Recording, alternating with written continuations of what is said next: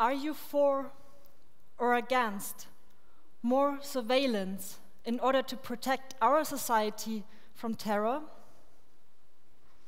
Or another question, are you for or against unconditional debt relief for weaker EU member states like Greece? The first time I realized how difficult it is to answer these seemingly simple questions was right before the German general election in 2009. I was unsure which party to vote for and asked therefore an online recommendation tool which is based on party programs. This tool asks you simply yes and no questions, and you simply answer these questions depending on your political opinion. As a result, you then receive a recommendation which party you agree with the most in the ranking of most agreeable to least agreeable party.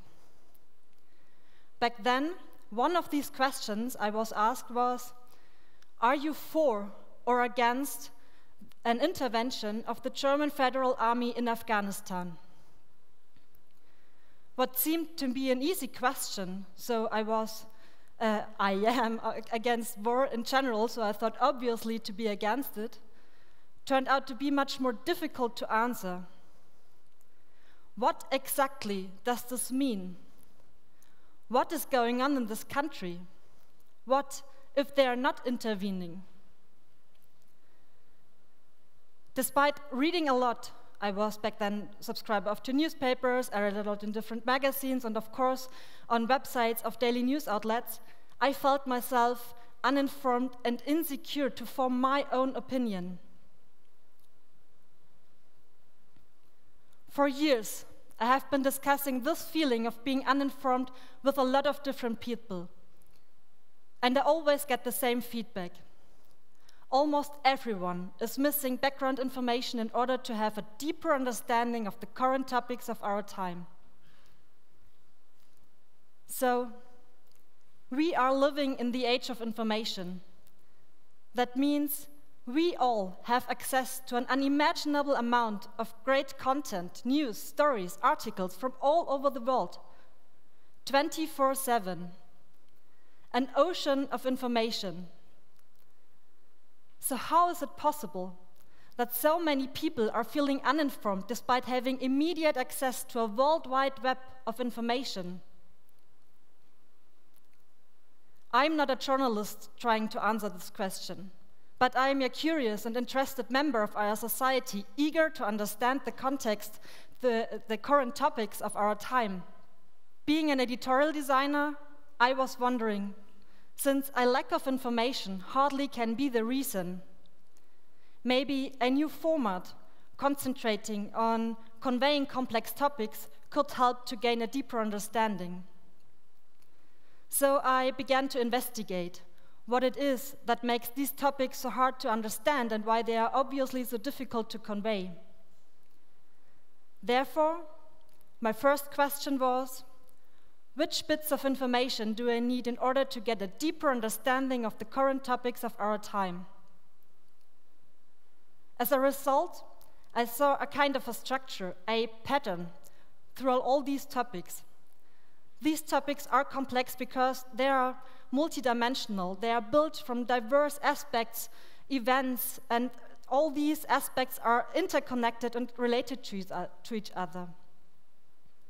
So even when it is a political topic, let's take, for example, the Arab Spring, then there is not just the political point of view. Society, culture, economics, history, science are equally important areas of the topic to be aware of in order to get a deeper understanding. Every day, a flood of information is available. When I dive into this ocean, looking for an article to find information about one specific topic, I mostly get information on just about one specific aspect. The information you get is just like the tip of an iceberg. I soon realized that for gaining a deeper understanding, it is crucial to look at the larger pattern to see all dimensions of this topic in order to get a deeper understanding. But this multidimensional, cross-linked structure makes it difficult to convey these topics. This led me to my second question. How can I convey these complex topics in the most comprehensive and comprehensible way? And most importantly, to do so and engaging readers and their interests. To answer these questions, I teamed up with Bernhard and Eric to work interdisciplinary on a new format concentrating on conveying complex topics. Together, we had a very simple idea. It was the following. Let's visualize the information web, the links between the aspects, and put this visualization in an interactive multimedia platform and where users have the opportunity to literally delve deeper into the topic, where they have the opportunity to find all the different aspects and to find by chance aspects they never thought of before. Or in other words, a knowledge map for current topics of our time. With this idea in mind, we developed the interactive background magazine Der Kontext. In Der Kontext, we are focusing on pending topics like the war in Syria, or a future and identity of Europe, or populism, and others. Each topic becomes one edition, and each edition is one big knowledge map. So how does this work? If you choose one topic on our webpage, you will enter the map. The first thing you will see is an overview of all relevant sections of the topic, like politics, culture, economics, and so on. But this is just the starting point. When you then begin to zoom, you will literally delve deeper into the topic. The deeper you zoom, the more detailed the network will appear. The links between the aspects are indicating how the aspects are related to each other. And this visualization is just one part of the mapping. In it, you will find a lot of different content, nearly comparable to a textbook. By clicking on one of the information nodes, a pop-up will open, and in it, a short text will explain this very aspect of the topic. And additional to this short text, you will find lots of different additional contents, like long background articles, timelines, link tips, infographics, and most importantly, interviews with a lot of different experts from different fields with different expertise, explaining one specific part of this topic. All the different contents will be placed on the map in the area which it is related to.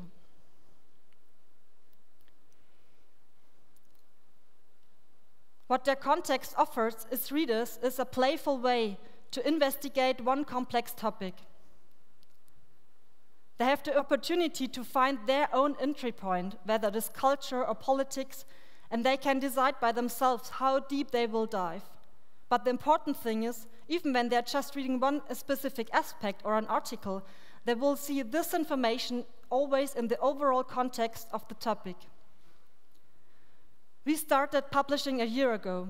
What we've learned so far is that our readers are interacting on a very high level. They love to play with the maps. They love to find all the different aspects and find all the different information.